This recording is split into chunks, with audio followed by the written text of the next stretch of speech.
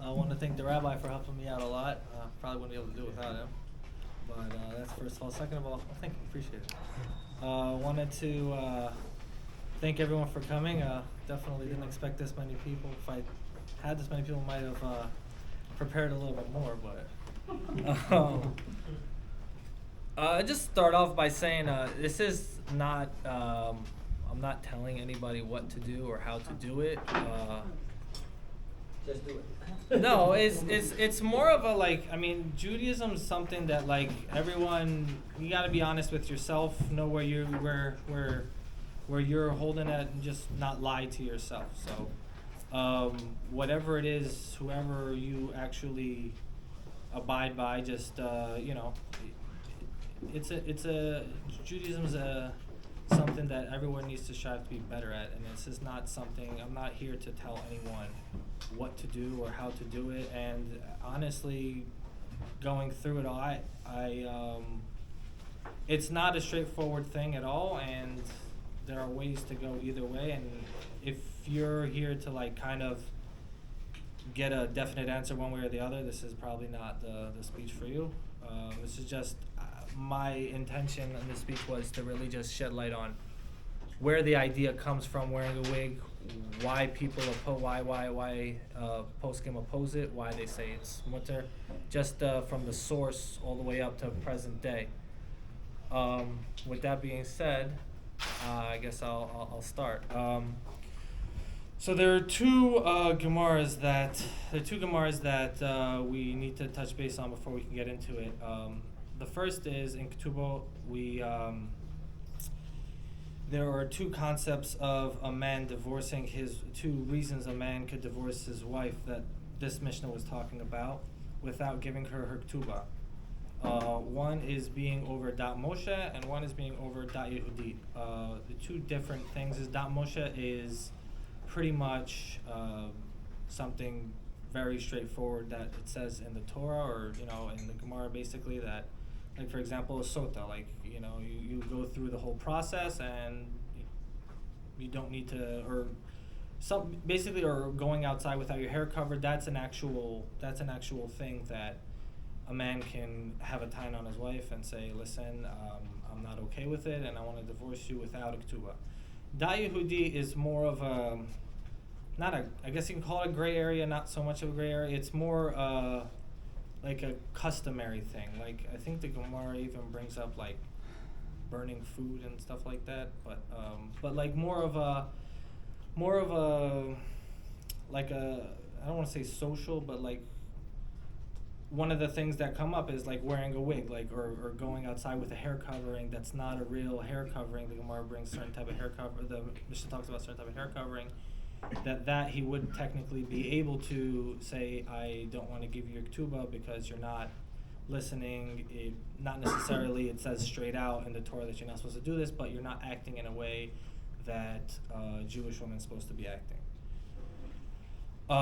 With that being said, it talks about a haircut. Yeah. So and then the other Mishnah is actually the Gemara in the Mishnah is in. It's in Shabbat, Daf Ayin Beis Amud Beis. Sadi Samach Daled Amud Beis. Basically, it talks about the different things that a woman is allowed to wear on Shabbat, go out with, like hair coverings and this, that, and the third. So, one of the things it mentions, obviously, is a wig. It says that a woman can't go out with, could go out with a wig. With like a basket covering, whether it's in Rishut Rabim or Rishut Yachid. And Rabbi, correct me if I misspeak, but one of the things the Mishnah brings. Thank you for coming, Rabbi. Sure. One of the things that the Mishnah goes on and says that a woman is allowed to wear it says her hair or somebody else's hair or an animal's hair, whatever it is, her hair meaning not her actual hair, like her hair that she cut off and made a wig from. She could wear that in her chatzer, but in her Rosh Yachid, but not in Rosh Hashanah. So the Gemara goes on. I mean, that's just Shabbos halacha, but the Gemara goes on and explains that why would it be okay for, so up until now we're not sure that the Gemara is even talking about a woman that is married or not. So there's no, you know, so the Gemara goes on and says why would it be okay for a woman to wear a wig in a, you know, why would she be wearing a wig at all? So it says because her husband is going to get upset at her for not looking proper. So from here, the Sheitels Giborim basically wants to bring a proof and say, hey, listen, if she's able to be wearing a wig on Shabbat in her yard, that means, and she's not allowed, and the Gemara had to go and the Mishnah had to go and say she can't wear it outside on Shabbat. That basically means, because why she can't wear a wig on Shabbat is because the Gemara goes on and says that we're worried about her taking whatever hair covering off for whatever reason that might be. We'll get into that a little bit later. But pretty much going back to the main point is that the Sheitels Giborim says from here you see that during the week she would technically be able to wear her wig in Rishut Rabim, because otherwise the Mishnah wouldn't have to specify that on Shabbat she's only allowed to wear in Rishut Yachid. So really in the Gemara there's no real proof one way or the other. It's more of we learning it from an inference whether you can or you can't. The Be'er Sheva actually opposes, he's also a Rishon, he opposes the Sheitels Giborim and says that you're totally incorrect. That's not at all the intention of the Gemara. The Gemara is saying the reason that she's wearing her wig is, I guess, customary in those times. They would wear a wig kind of like females these days that don't wear wigs kind of have like the scrunchies in their headscarves to kind of make her hair look more full, and so the reason she'd be wearing that wig is to make so she's really having a hair covering, so she's not even showing the wig. So basically the idea is that he comes from the side that he actually goes and talks pretty he says that what the Sheitels Giborim is totally incorrect and actually disagrees vehemently.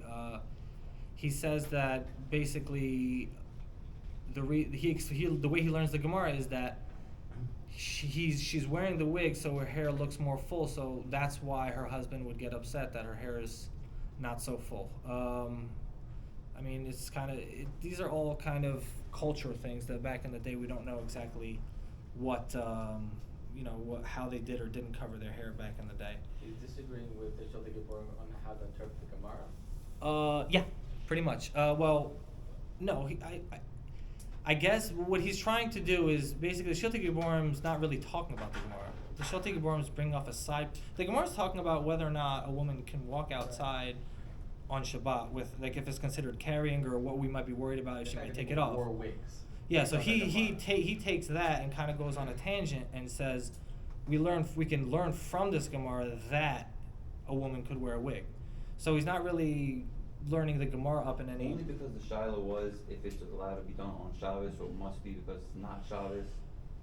You could recover. Yeah. So exactly. So basically, the idea is that like the way the Sheitels Giborim is learning the Gemara, or not really learning the Gemara, he's the inference he's making from the Gemara is that if the Gemara tells us that you're allowed to wear a wig only in your yard on Shabbat, why would it have to tell us that? Obviously, a woman would be going out during the week with her wig. So that means that we have to tell her, no, you can only do it inside your chutzner.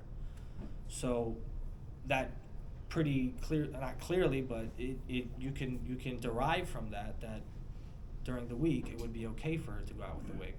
And the Be'er Sheva saying, yeah, she would be able to go out with a wig, but don't get it misconstrued. She's not going out with the wig showing.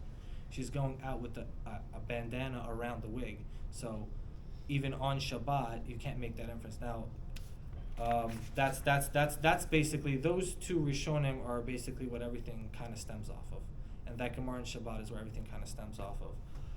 What would be the purpose of the wig if she has a bandana? So the purpose of the wig, if she has a bandana, like we said, was to make her hair look more full. So she had thin hair, like I said, like the women these days, like they wear their scarf, they put that big basketball on their head. So it's the same. It's the same type of theory. It was a style issue. It was just a style. Yeah, I guess it looks more full. It looks better. Yeah. Yeah. Remember the way the Be'er Sheva says it. He says that not everybody wore it. It was just women who had very thin hair. Few women would wear this, and they would put it, instead of putting like cotton or something else under the wig to make their hair look full, they would put fake hair so that if it moves around, people will see that it's actually hair. So he goes on and says that what Moishe is saying, just to clarify, what he's saying is basically two ways of learning the Gemara. One way is that the Gemara is talking about an exposed wig, and you see clearly that during the week one can go out with an exposed wig, only on Shabbat, not in the Rosh Hashanah. And the other way is talking about, no, it's not an exposed wig. That's the basic machloket, and everything stems from there. How to learn that Gemara. So, let me just.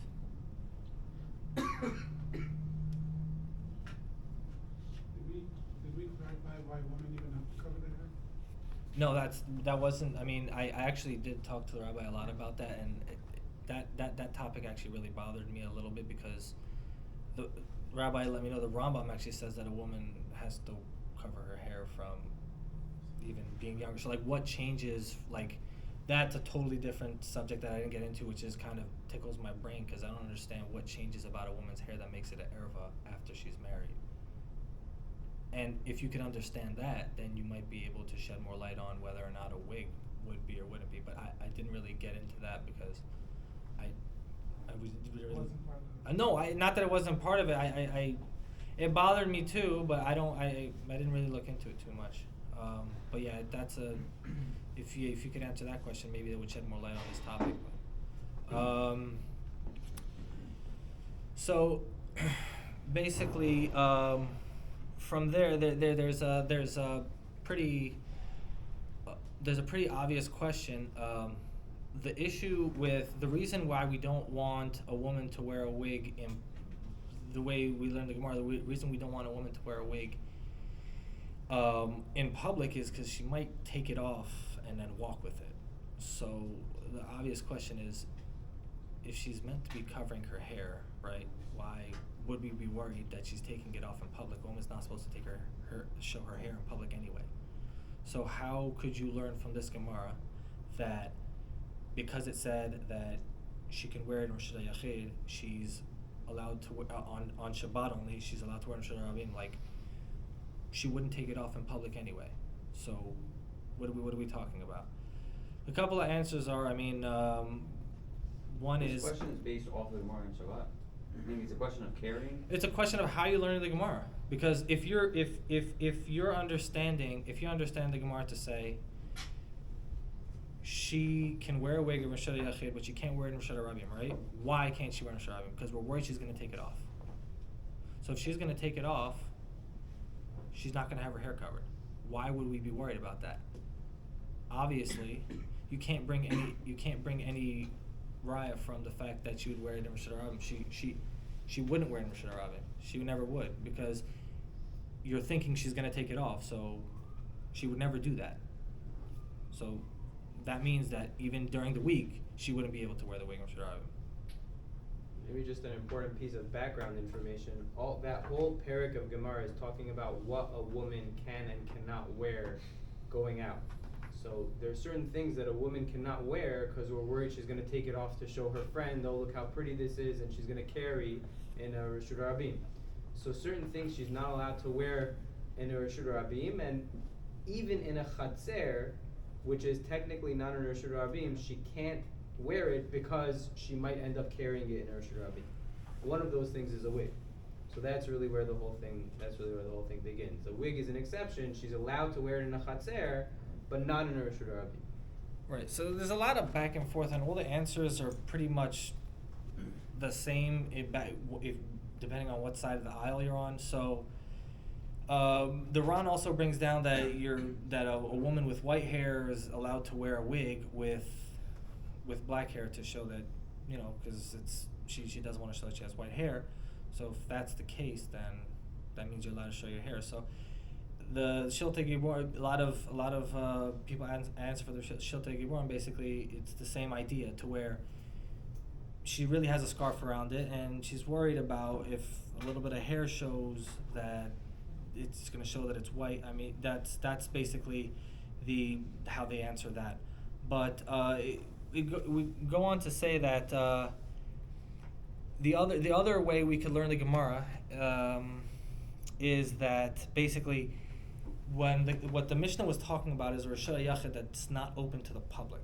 So if it's a Rishon Yachid that's not open to the public, then you can't make that inference, because that's why she's able to wear it, because she wouldn't go out with it. But Rishon Yachid that wasn't open to the public, then that could be your inference. You can't say that she'd be able to. I mean, it's worthwhile noting that midaraita, you technically don't need to be covering your hair in your own house, even if somebody else is there. So the fact that she's in her own house,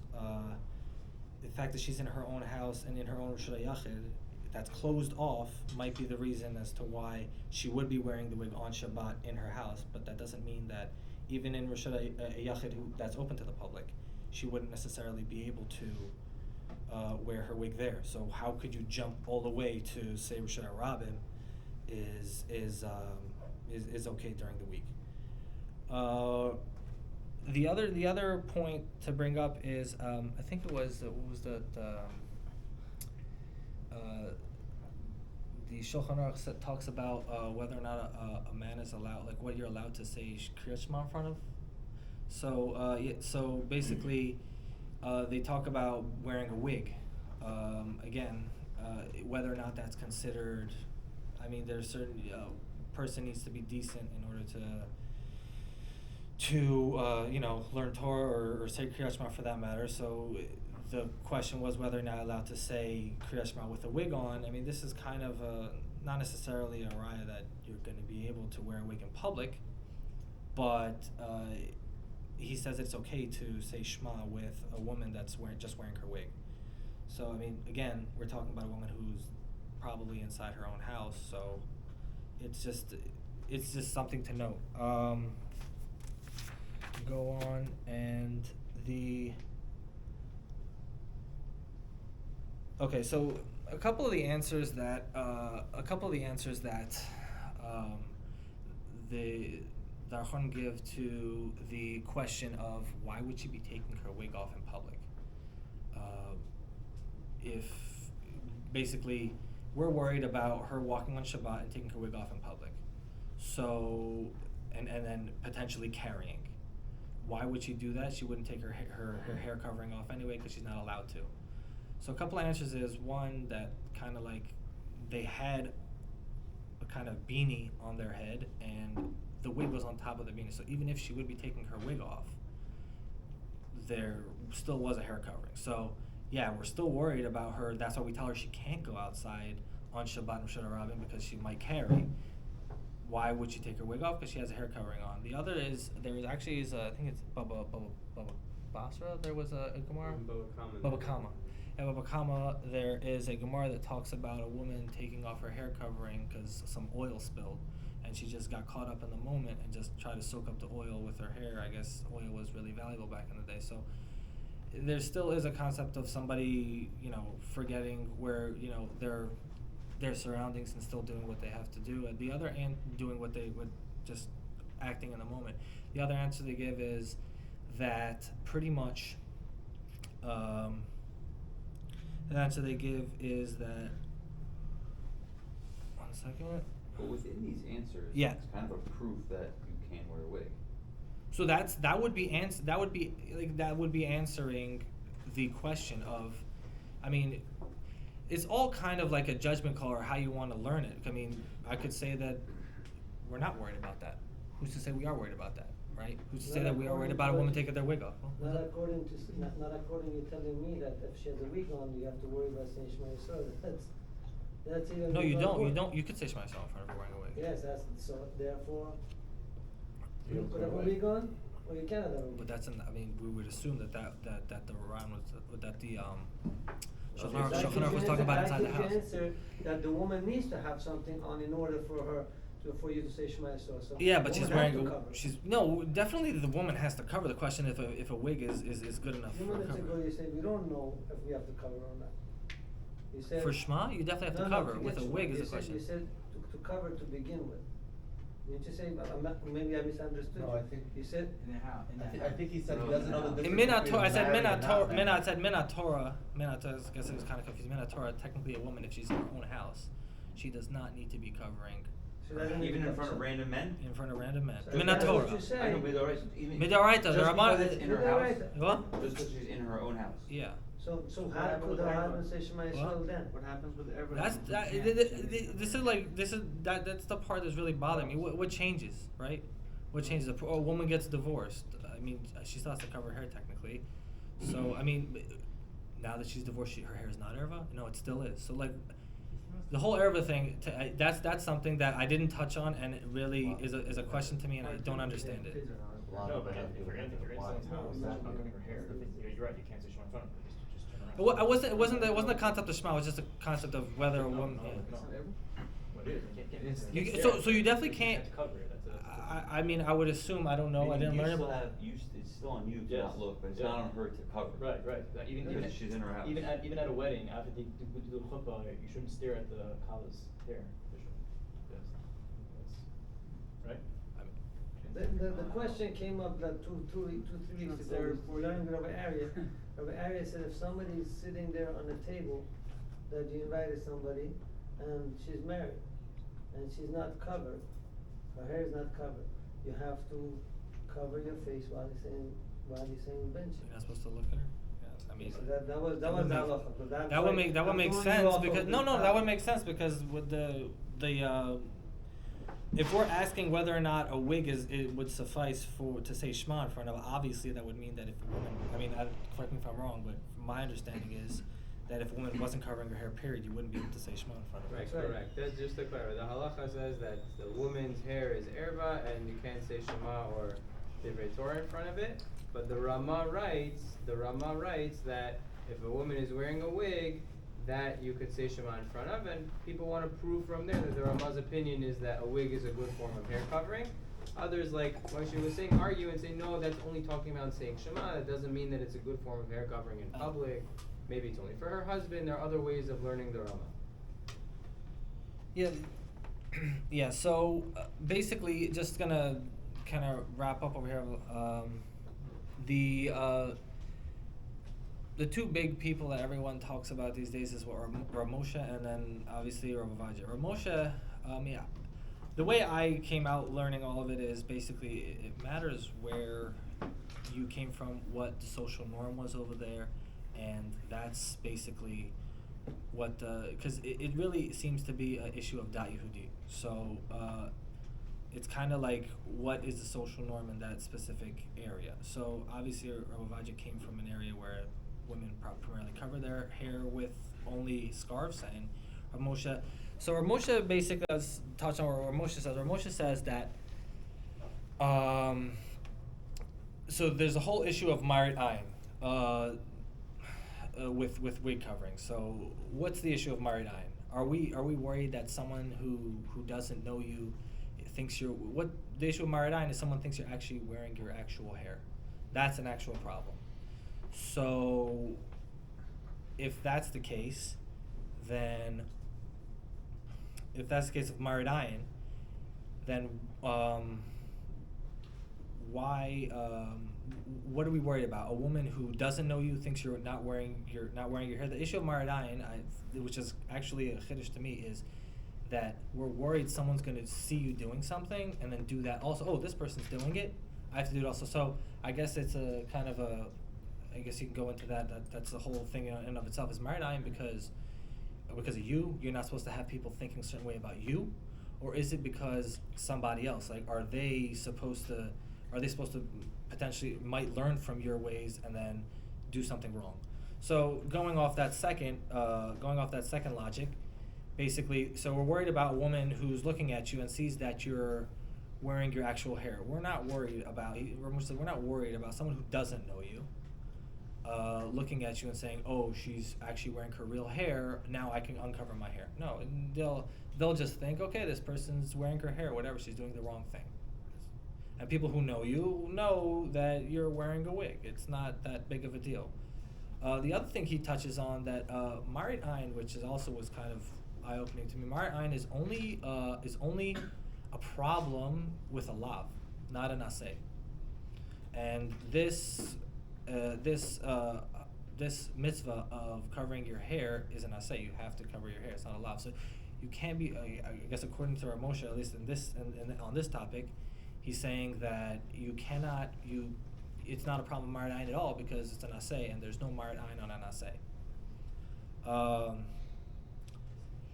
He goes on and he goes on and explains that this is not something that you need to be tough on your wife for. It's nice to do, but like relax. It's not even your mitzvah. Like get in your own lane. Like chill out.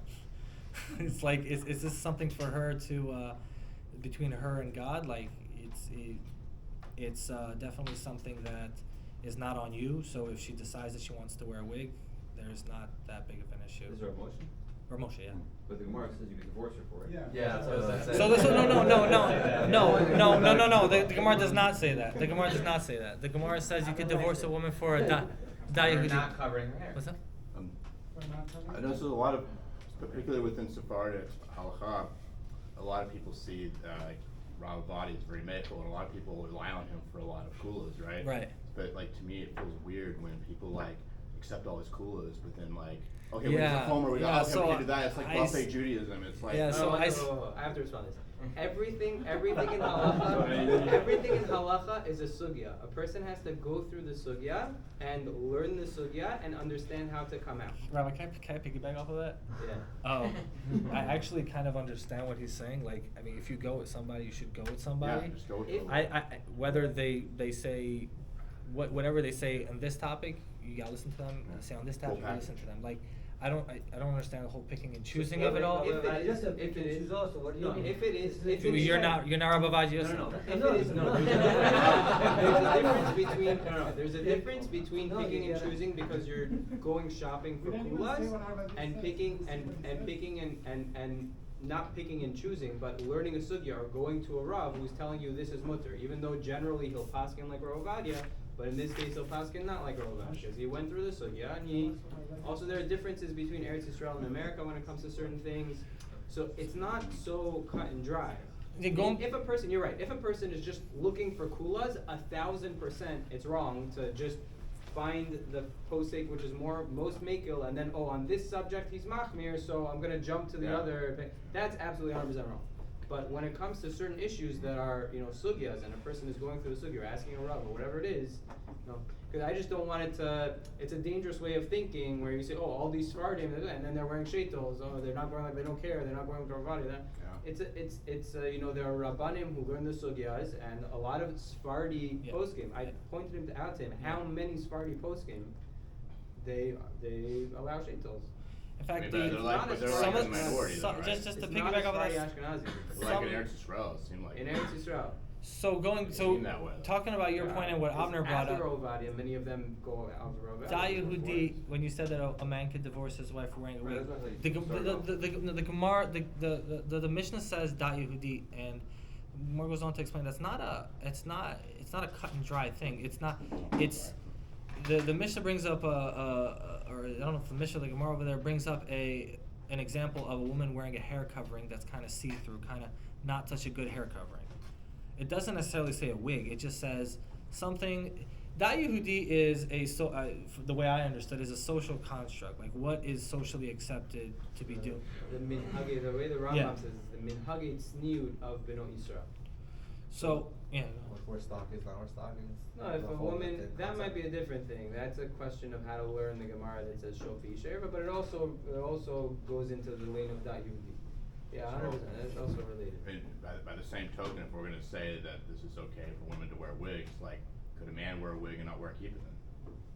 A Just go man out can't and wear a with wig for a different reason. Are you talking like a toupee, like a men's wig? Yeah, just go out and wear, I mean, Okay, this is totally different question. What the whole thing of a kippah is and where it comes from. Do you really have to wear a kippah? And That's a totally, maybe you could give Chabur on that.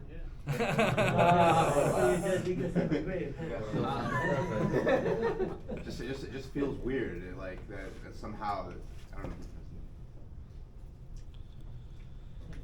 What does Vadia say? So, Yeah, what he said. so Ravaja basically he so it's Ravaja basically comes out and says that we don't say he doesn't say he definitely doesn't say that. He does not say that. He says that he definitely a woman. In the tshuva, he does mention Gehen, but not. I heard someone said his daughter-in-law was wearing a wig. He said really, or sister-in-law, and someone said, "What do you think about that?" His daughter, and he said, "Well, there's room enough in hell for her too," or something like that. He said. He said there is enough room in Gehenna for everybody. Yeah. There's enough for her too. Yeah. So I mean, so he basically goes on and says that it's not something that we should do. He basically he doesn't say specifically like he says don't do it. He answers. He goes through all the what we talked about and he answers it the way we were answering it. So it comes off of the Beersheva and the Shiltei Gevorim. He obviously takes the Beersheva side and he answers all. He goes through pretty much everything we spoke about and answers it not one for one, but like pretty much goes through it all and explains that, why that it's not a written. She's not wearing the hair from. You can't learn from that Gemara. He goes and explains it and he says that, like the Beersheva says that she's wearing a scarf on top of it and that he brings a lot of marmakom and of different people in Chazal that basically say that it's not okay.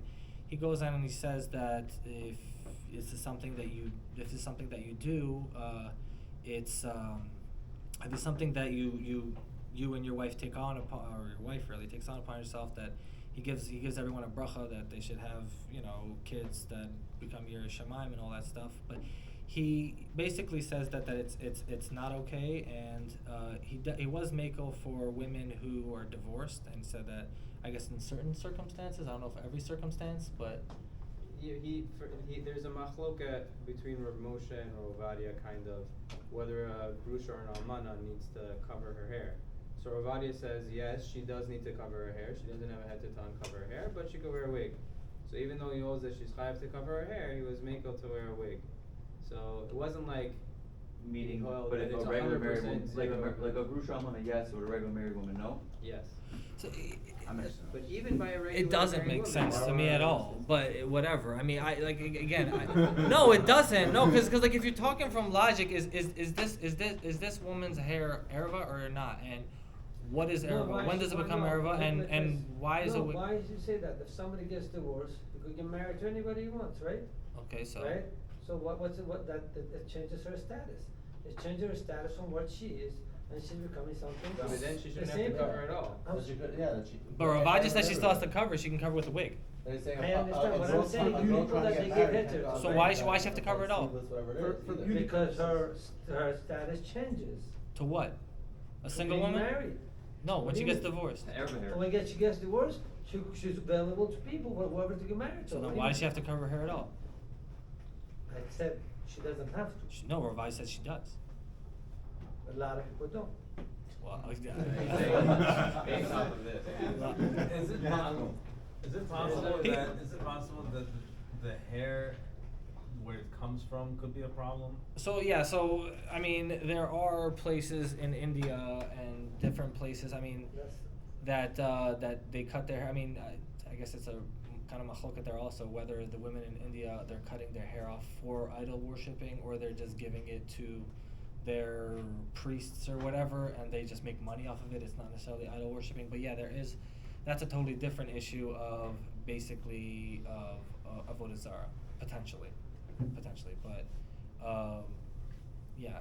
And the other thing is that it seems like from this Gemara, the way you're learning it, so talking about a woman's hair, if it's not like, if you're learning it like the way the Shiltei Gevorim's learning it, because the Gemara says that she can go into her yard with her own hair, meaning her own cut off hair.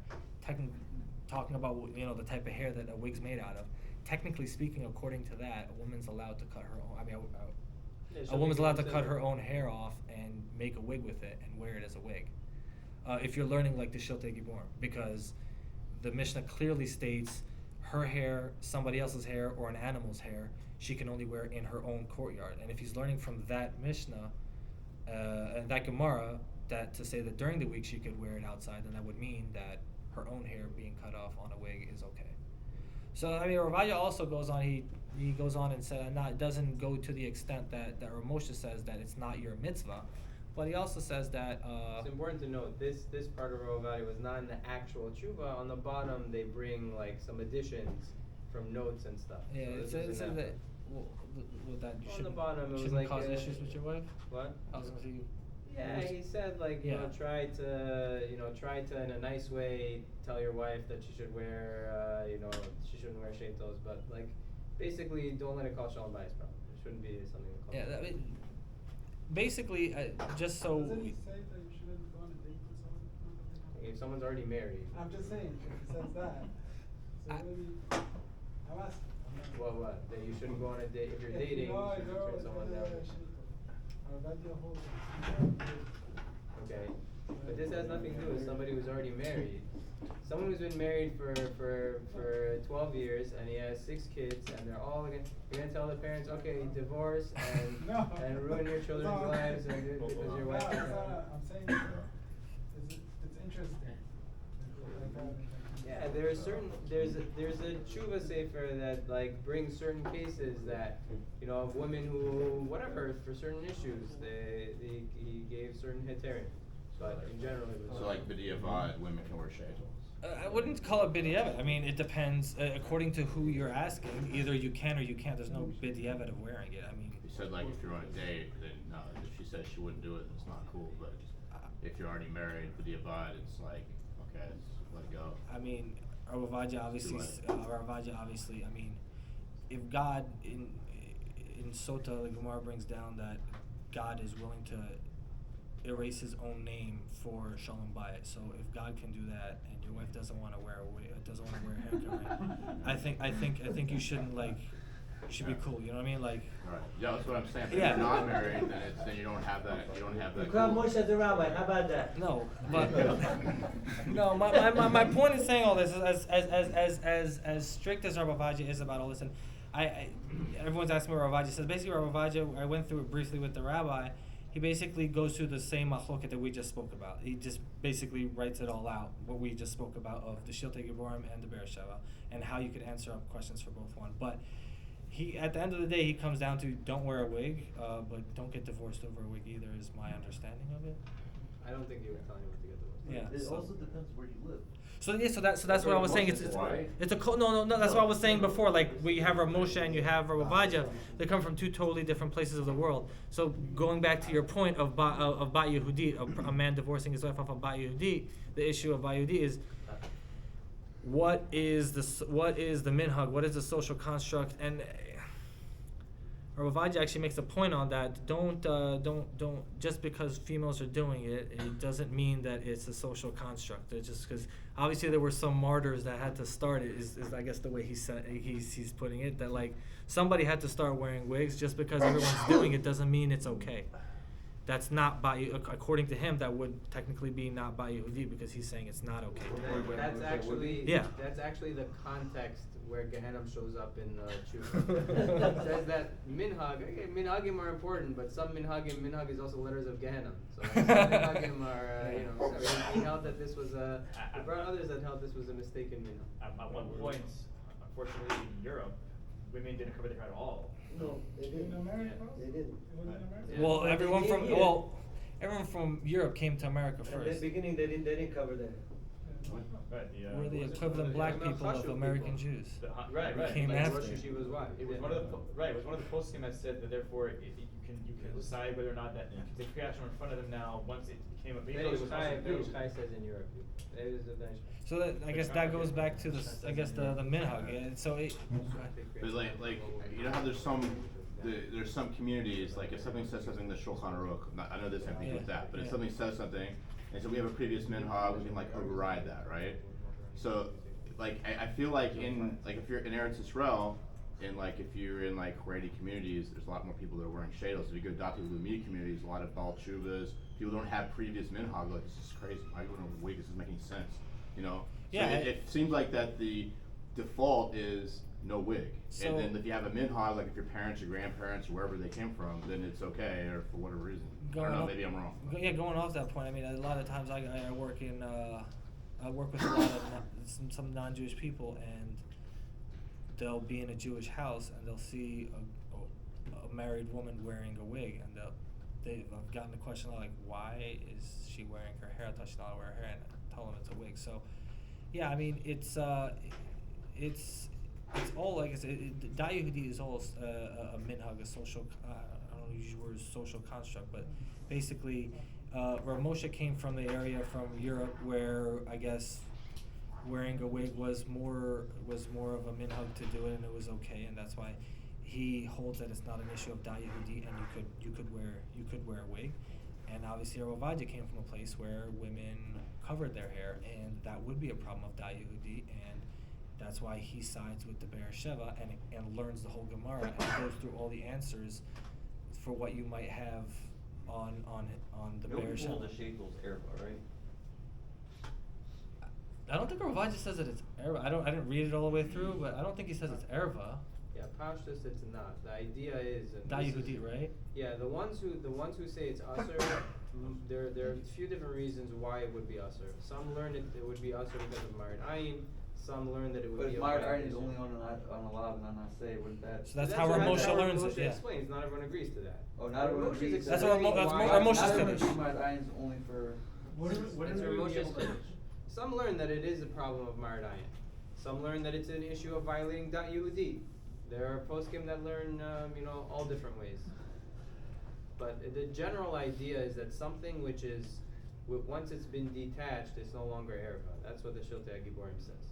Once, if you go to a hair salon and you walk in and there's married women's hair all over the floor, it's not erva to look at it. Once it's detached, it's not alive anymore. It's not attached to a living thing. It's not erva.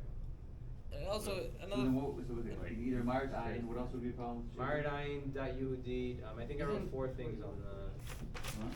Yeah. But Yeah. the women that they put. Listen, the Sheitels cost them? Oh, also lo techu. Oh, I mean- there is one posek that I saw that says that it's an issue of Kukor Hagoy.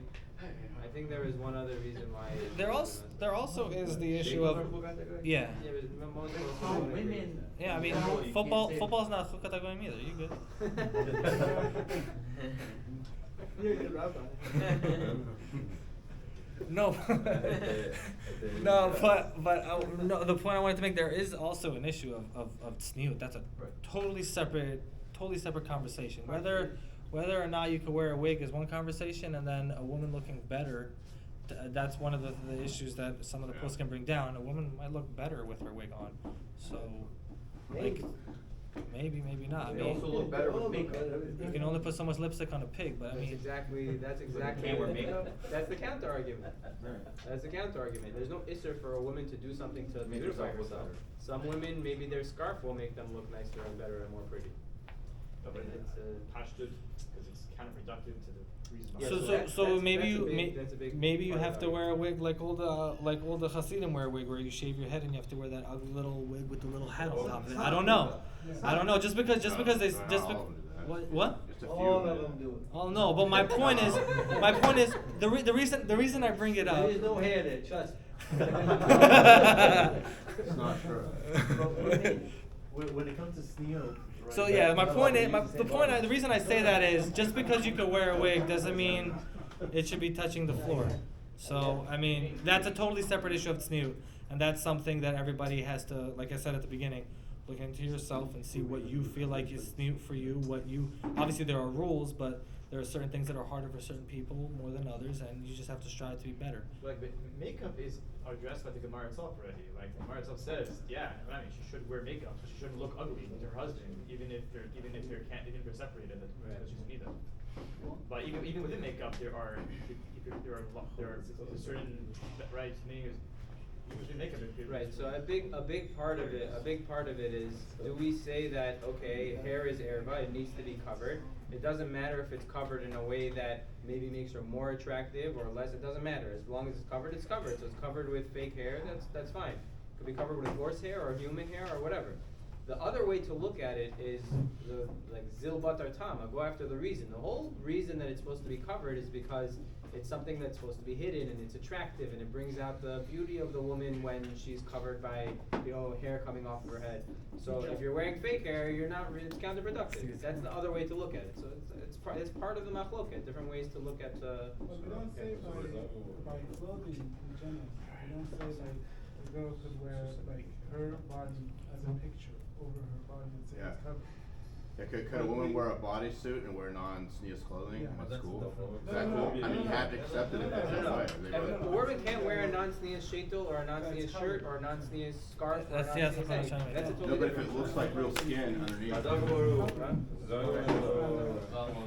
Hopefully I confuse you more than give you answers. Definitely. Oh, she excellent.